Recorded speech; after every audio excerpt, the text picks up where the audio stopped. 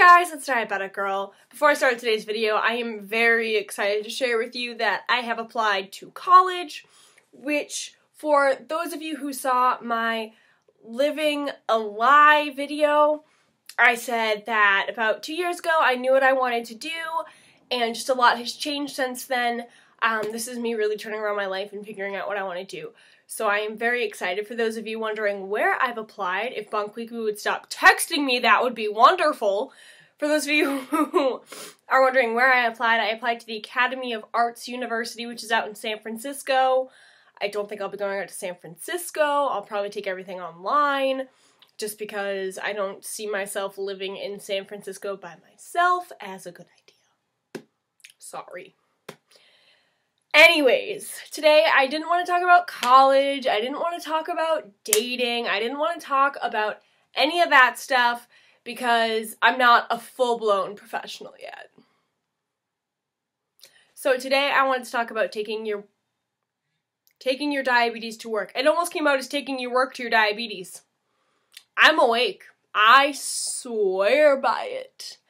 Anyways, so for those of you who haven't followed the channel for a while or don't know, because I've been kind of under the radar about this, but I work at Michael's Arts and Crafts store as well as Stop & Shop. I'm still at Stop & Shop, and then I picked up a couple of days over at Michael's just for a little bit of extra money so that I could get myself through college, get my bills paid, help my parents pay for my medical supplies because I'm working on getting a new pump. Still, for those of you who saw my last diabetes rant or beaties rant about ordering through Edge Park and being really frustrated, I still don't have a pump, and we're going through the process with the health insurance now, and I am beyond frustrated. I am beyond done. Like, this is literally the most frustrating thing in the world, and I have no one else to blame but myself because I was the one who, like, had shit diabetes care forever. So I have nobody else to blame. It's a great time. Anyways, so I work 2 jobs, as I've said before, and each level or each job is very different from the other one. Because at Michael's, where I work in the morning before the store opens, they're a bit more chillax about me going and checking and treating a blood sugar. Whereas at Stop & Shop, it can be a little bit harder, but it has gotten better. Like, much better since I got there, and when I first got there because of, like, new management and new turnover, so that's good news. But anyways, I'm going to dive in. I guess I'll start talking about Stop & Shop first, because I started there first, and we'll sort of go through that, and then we'll bring in Michael's and the changes with Stop & Shop. So when I first started working at Stop & Shop, I didn't really take care of myself to begin with, so I mean, they had doctor's notes, like, letting them know, because I don't wear, like, a tag or anything, which I'm going to probably order after I finish this video. So I'm trying to be very proactive about it. Also, the sun is really bothering me right now. Yes, I've realized at one point in time I was a professional TV show producer, but I am too broke to bring those supplies home. So we're just gonna have to deal with this. I'm sorry. I should buy, like, shades or something. Or just, like, redo my entire room and find a place where the sun isn't gonna upset my camera. Just saying. Anyways, so I didn't really become more proactive about my diabetes until much later on when I was like, working at Stop & Shop. And I would say that would probably be about 6 or 7 months ago. I became, like, a little bit more proactive about it. And, like, you know, I'm really good about, like, asking if I can go check my blood sugar if I feel like I need to. But my biggest problem with Stop & Shop that I didn't realize until I started working at Michael's was that they would, you know, I'd go check my blood sugar and they would expect me to, like, get a soda or, like, get my glucose tabs and get right back on a register. Which isn't always good because sometimes if it's super, super busy, because, like, the rule is that we're not allowed to, like, have drinks or anything at the register, and if we do, we're not allowed to have them till, like, we have no customers. Well, if it's busy and I'm trying to get a soda into my body because I'm going low. It's very hard to do when there's customers and there's lines, and I'm like, oh my god, like, what am I supposed to do right now? My blood sugar is 55. Like, I can't, and they wouldn't give me the time to, like, go treat it. So I was dealing with this for a while, and I didn't really have much of a problem with it until about, I want to say a week or 2 weeks ago. Maybe about a week and a half ago.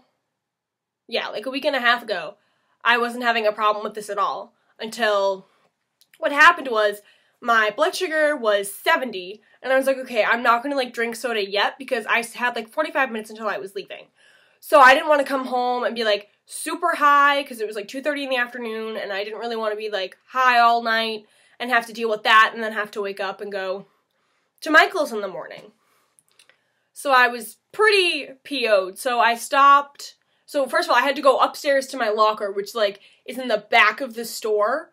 So I was like pretty PO'd that like I couldn't just carry my blood tester on me because they kept saying, oh, bloodborne pathogens. And I'm like, all right, whatever. I always just kind of was like, whatever. And so I checked my blood sugar. I was like, okay. So I grabbed a snack with protein and I was just, it wasn't like super busy then. So I was just, you know, grabbing handfuls. I got peanuts. Just grabbing handfuls and just kind of eating as I could while helping other customers bag and then while ringing the few customers I had. Then out of nowhere, it like picked up, and I mean out of nowhere, picked up. So I'm ringing. I don't know what this is. And I start feeling really low. And I can't even find the CDH, which I think I've explained in other videos. It's like the shift manager. I can't find him anywhere. So I asked one of my friends who's leaving, I'm like, hey, Michelle, have you seen Ivan? And she's like, nope. And I'm like, can you find him? And she's like, yeah, you don't look good. I'm like, I'm low.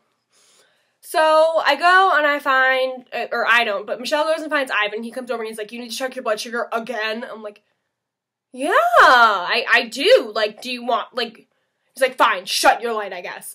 So I go and I shut off my light and my blood sugar at that point in time is 65. So I'm like, okay, I probably should have just gone with the soda, but I was trying to be more safe. So then I buy the soda, I get like half a sip, and he's like, all right, you need to go back in your register. I'm like, okay, like whatever, I'm gonna go low.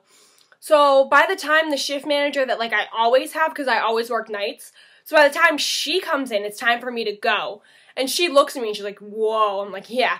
At this point in time, I am already like so spaced out, just so, like, it's terrible, right? And so I've already sent several distress text messages to Kai, and so he comes back as I'm leaving, and he pulls out of his jacket his bottle. He's like, do you need these? I'm like, I'm good, I have my soda, I can finally drink it. So I go upstairs and I talk to our manager. Well, he's an assistant manager, but he was the only one on duty at that point in time. I was like, hey, you know, I don't mean to be like pushy, because I've heard that carrying it can cause bloodborne pathogens if my blood should get anywhere, which I understand.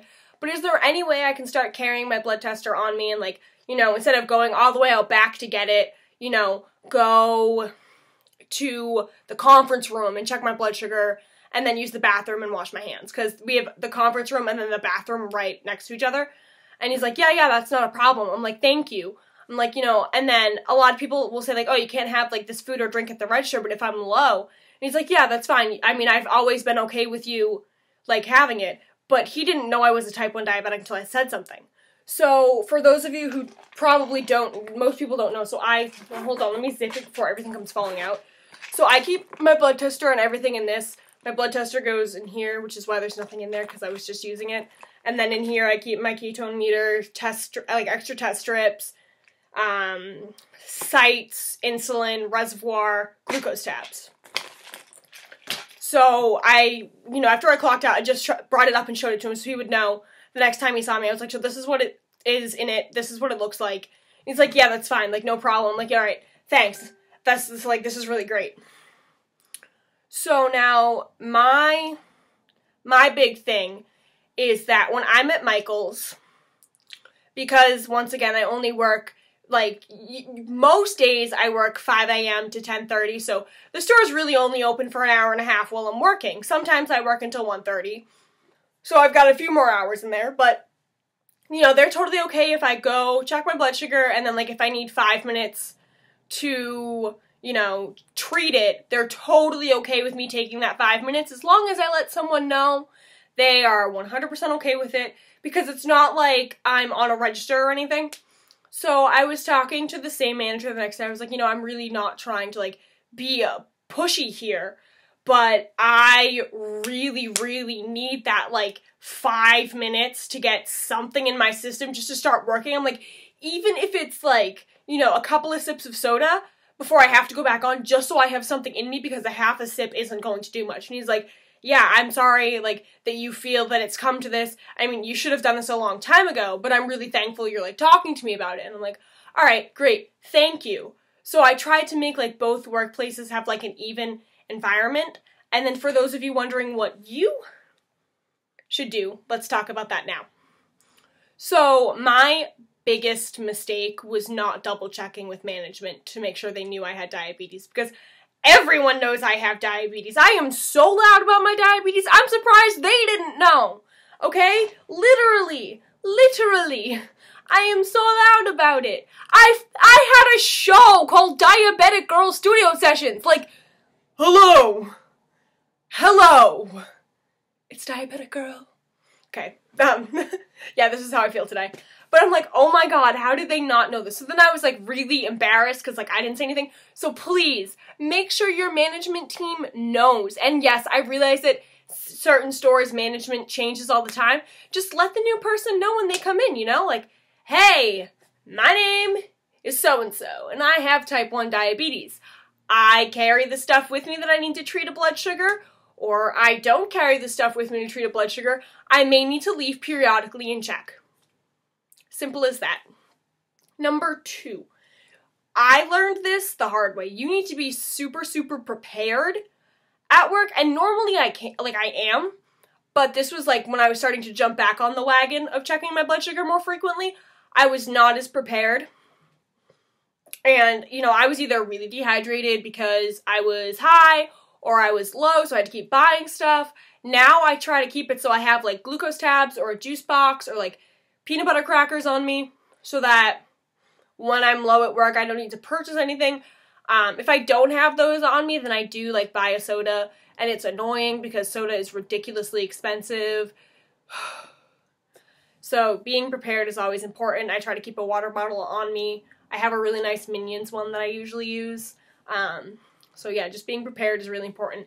Knowing that you have everything. Ooh, perfect example. So the same day I talked to my manager about that, I somehow managed to get my pump site like stuck on the hem of my, not the hem, but like the, you know, the inside seam on your jeans. It's like on the side of your leg. Do I have, oh, I have it. Do I have a pair of jeans somewhere on the floor? No, okay. So like okay, well, it's like the hem. It's like the hem that's like here. So I managed to get like the inner, like one of the insides of my site stuck to it and ripped the entire thing out when I pulled my pants up, and I was like, oh my god! So I had to call my shift manager over, and I was like, oh my god, Rosa, can I like go change my site? And Rosa is like very Spanish, and she's like, oh, Rachel, what do you do down here? I'm like, I don't know! So I obviously had sites on me, so then I had to like go grab Kai because I had like 2 minutes to do this, and I'm so slow, and I didn't want to put a pump site in the bathroom because that's like unsanitary. So I'm like, hey Kai, help me. So we go upstairs, he pops that thing in like 2 seconds, and I'm on the floor again. We're both on the floor. And I come back and Rosa's like, are you okay? I'm like, I'm great. So I was prepared there, and it was really good because it took like 10 seconds and it was pretty impressive. So yes, being prepared is very important. You know, that means like having a battery on you in case your pump dies. I didn't do that for a really long time, but now I always keep a battery on me. It's really important. Number 3, I tend to use breaks as a time to evaluate my blood sugars and what I should do next. So for example, my break at Michael's is usually at like 7 in the morning. So I check my blood sugar and I see where it's running, and I talk to Bonquiqui and Kai about, should I set a temporary basal if it's like under 100? Should I treat and not set a temporary basal and recheck? Because Michael's is very active. I'm stocking shelves all morning. I could start in aisle 1 at the beginning of the day and end in aisle 67, and I have no idea how I got there. I don't even think there is an aisle 67. It's in fine arts. So just, it's really important to make sure depending on how long your break is and when you have it, to really evaluate what you've been doing for the day and how you can make it so you don't go low. Trust me, that took me forever to learn, and I'm so glad I learned it. Like, So, yeah, that would be my survival guide for work. I will probably be doing one again in a couple of weeks for what's coming up. Is anything coming up? Nothing fun is coming up. I don't know. Oh, I will probably be doing a birthday survival guide in a couple of weeks because I turn 20 soon. So I will see you guys later. Have a wonderful day. And happy Super Bowl day. Go Broncos! I can see every single Patriots fan right now. My team isn't playing.